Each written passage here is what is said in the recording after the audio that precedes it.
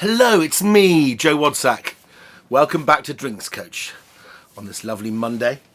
Contact me on Drinks Coach UK, all lowercase, or Vinesack, both on Instagram and Twitter. Some of you may have known, but it probably escaped most of your notice, that on Saturday it was World Whisky Day. World Whisky Day. Why didn't I do anything about whiskey? Well, I don't do a show on Saturday, do I? And I was too busy drinking vodka on Friday. So I thought, seeing as it's just happened, I thought we'd give respect and homage to the whiskey world. I intend to cover American whiskey and Scottish whiskey as special subjects over probably many shows eventually. But what I want to do here is probably achieve the impossible, and I'm going to take you through the world of whiskey in 10 minutes. Okay, so if we start without further ado, my first whiskey today is from a company called That Boutique Whiskey Company. There we go. This is a whiskey which almost was made for Saturday, really. It's called World Whisky Blend, and it's a mixture of bourbon, so it's got corn in it, it's got rye in it, it's got different grains in it, it's got malt. It's a mixture of whiskies from all over the world. On the back it says, inspired by the world of who drinks whiskey, you can mix it with green tea, cola, coconut water, tonic, soda, ginger ale, or don't, and drink it neat. So that's what I'm going to do. Let's try this. As you can probably see, I've drunk most of this bottle already. It's really nice. It's kind of the ultimate session whiskey. It's got a light, sort of toasted crumble oatmeal character to it. Some citrus.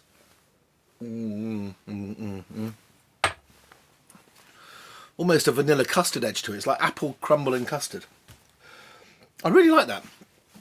And actually, when you think that these are all very special craft whiskies, and That Boutique Whiskey Company specialise in getting whiskies, single barrels, or making blends themselves. Some of the whiskies are like £2,000 for half a litre. They do the very, very special end as well. That's rather good. And delicious. And at £33, I'd buy that. Maybe the label's a bit too much for you, but that's proper whiskey. Good start. Right, going on to where whiskey really started. I think the Parliament Act of Distillation gave a licence to distill in Dublin first. And this is a whiskey house, which is a brand new whiskey. Well, no, it's not a brand new whiskey, but they've got brand new home, state-of-the-art distillation centre in Dublin. This is Teeling whiskey, which has taken the world by storm over the last 10 years. And this particular whiskey is called Small Batch, and it's made like a normal Scotch whiskey or an Irish whiskey, but it's got a very high concentration of malt, so it's kind of like 70% malt whiskey, which gives it a little bit more bling and prestige when you taste it. Let's have a go at this. Let's try a different glass, okay? Right. So, Teeling Small Batch whiskey, £35, which I think is fair enough. Beautiful, beautiful packaging. What's worth saying about Irish whiskey? Loads. It deserves its own one, really. But they got the licence to distill in whiskey. I think it might have been Bushmill got its licence before anybody in Scotland did. And the thing about Irish whiskey, along with the lowland malts of Scotland, is they're not distilled twice. They're distilled a big copper pot still, and they distill it once and then twice, get a very high alcohol level.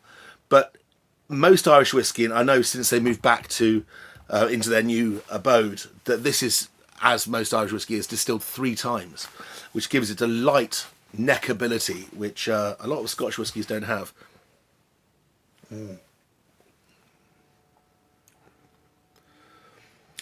It's got a spice to it. It's got a ginger spice, but again, there's quite a puddingy, apricot pudding, kind of like a golden butter sponge character about it, which is rather nice. But I'm kind of, I suppose, implying that it's quite a rich and heavy whiskey. It's not at all. It's quite deft and balanced.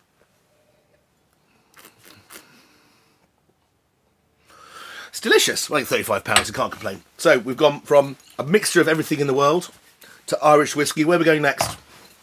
I think we're going to go to Japan. Yes.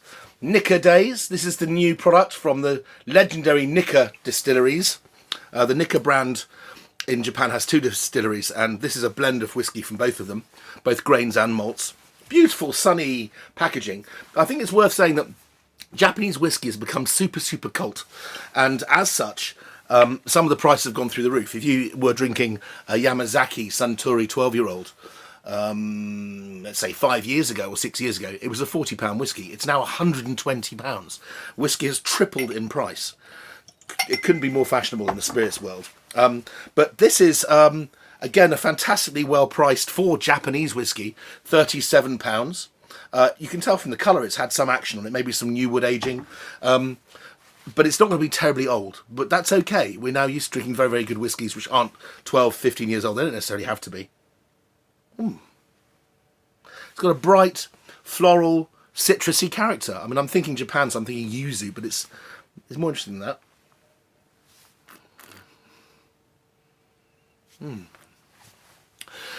It's just a lovely session whiskey. It's almost like a whiskey. No, I shouldn't really say this. It was a lovely vanilla aftertaste. Oh, really clean vanilla pod character. Love that. In Japan, most whisky like this would be sold as a drink which they call a highball. Now, a highball just means any drink in a Collins glass, a tall, slim glass, a rum and coke, a gin and tonic, a little bit of spirit, lots of carbonated mixer. That's called a highball. But in Japan, it's more specifically probably going to be whiskey with soda and maybe a bit of citrus rind in it. And you can even, when you go to Japan and drink in bars, next to the lager tap, they have taps which actually dispense carbonated whiskey and soda. That's a really delicious whiskey, and that's the first time I've tried it, and it's extremely good session whiskey. Imagine it's like Jameson with bells on. It's like Pimp My Jameson. I think that's rather lovely. Delicious. Okay. How are we doing for time? Yeah, we've still got just under 4 minutes to go. Where are we going next? I think we should stay at home, shouldn't we? This is a very exciting product. Cotswolds Malt Whisky. The Cotswolds distillery have been award-winning since they started. I'm afraid I don't know quite how many years they've been going. I think it's somewhere in the region of, I'm going to guess 5 or 7 years, something like that. Maybe longer. And they've been making what I think is one of the 3 best gins in this country. Absolutely fantastic. I do believe Majestic stocks it. So there's sort of like, sort of around the £30 mark, maybe slightly more, maybe higher. But very, very fine distillate, absolutely delicious, delicious product. And now, and as if we didn't know it to start with, gin was just a way to make money and keep cash flow going before they started their whiskey project. And now their distillates are going into barrels and have been for a little while. And this was the first single malt they launched. And it's already winning gold and silver medals in all sorts of competitions around the world. It's been aged in partly bourbon, used bourbon casks, but also red wine casks as well. If you look at the colour, there is an almost red rusty colour to it. But I think that's absolutely lovely looking bottle as well. This is there or thereabouts. I would take a stab a guess and say that this is probably the best malt whisky in England right now. And it's about a tenner more than the Japanese or the Irish whiskies as a single malt. This is about £47. Is it worth it? Proof's in the pudding. Well, I can smell some very complex wood aging. They've got different layers of wood, different types of wood, maybe a hint of sherry there. But one thing that most of these whiskies haven't had, with the possible exception of the Japanese whiskey, is that taste of smoky peat you get from Scotland. I detected a little bit in the Japanese whiskey, but really these whiskies are kind of expressions of themselves rather than trying to copy what Scotland's doing. Very, very delicate. Lots of depth, lots of complexity. Oh, lovely. Little hints of smoke. Oh, wow. Nice complex. That's got more going for it. You can see that it's a tenner more than the others, or £15 more than the first one, I think. But you're getting much more bang for your buck. Quite special. Right. Well, I've got 2 more minutes to go. Where's the last whiskey going to be from? 5 whiskies in 10 minutes.